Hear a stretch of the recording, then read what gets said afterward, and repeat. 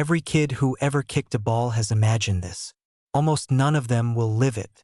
It starts on cracked concrete, with a ball that's seen better days, and hours nobody is counting.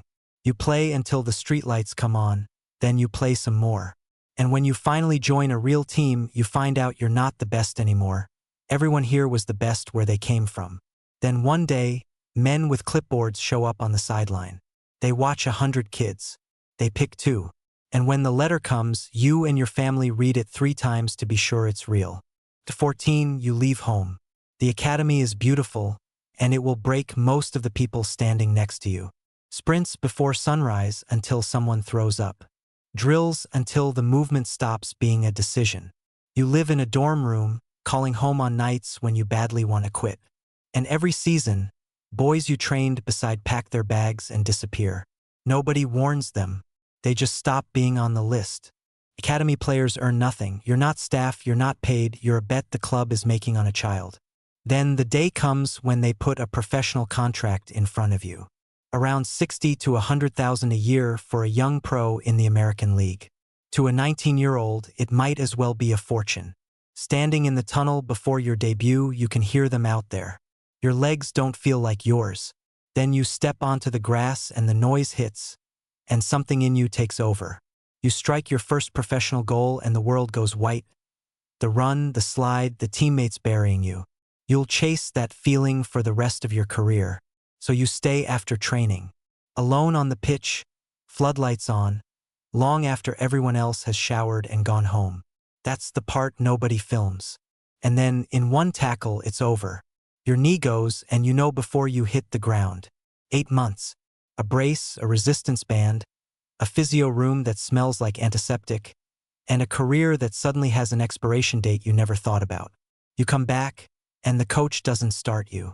You sit on the bench watching your own spot belong to someone else. But the ones who make it are the ones who use that. You come back sharper than you left. You beat 2 men and the stadium stands up. The reporters start waiting for you after matches.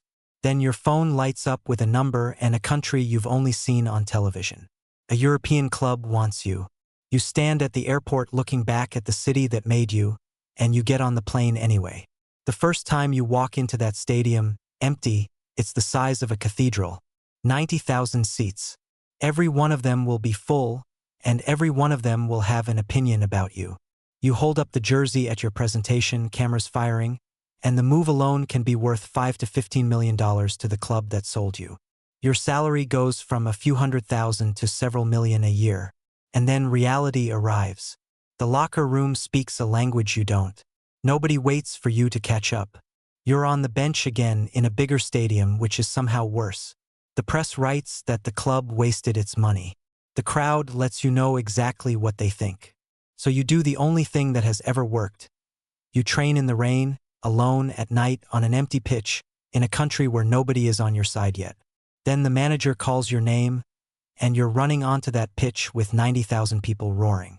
You score, and the same stadium that booed you erupts. That's the moment it turns. Now the team plays through you. You take the free kicks. You're the one they look for when it's tight. And when you lift a trophy with confetti falling, you finally understand what all of it was for. Elite players at that level earn 10 to 30 million a year in salary, and the endorsements can be worth as much again. The commercials, the suit, the car, that's the part everyone sees. But the call that means the most doesn't come from a club. Comes from your country. You pull on the national shirt, and you stand in a line of 11 men in front of 100,000 people at a World Cup. Nothing in club football prepares you for it.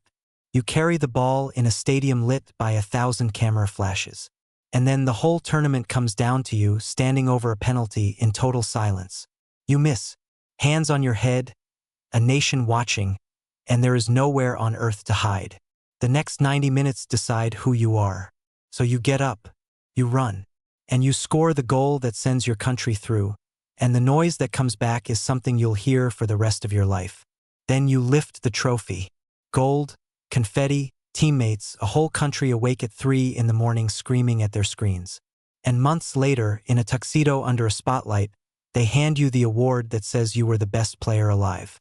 From a street kid to the best in the world. Street, academy, professional, Europe, national team, world champion. And the ones who get there are never the most talented. They're the ones who kept going through the injury, the bench, the crowd that turned on them, and the country that doubted them.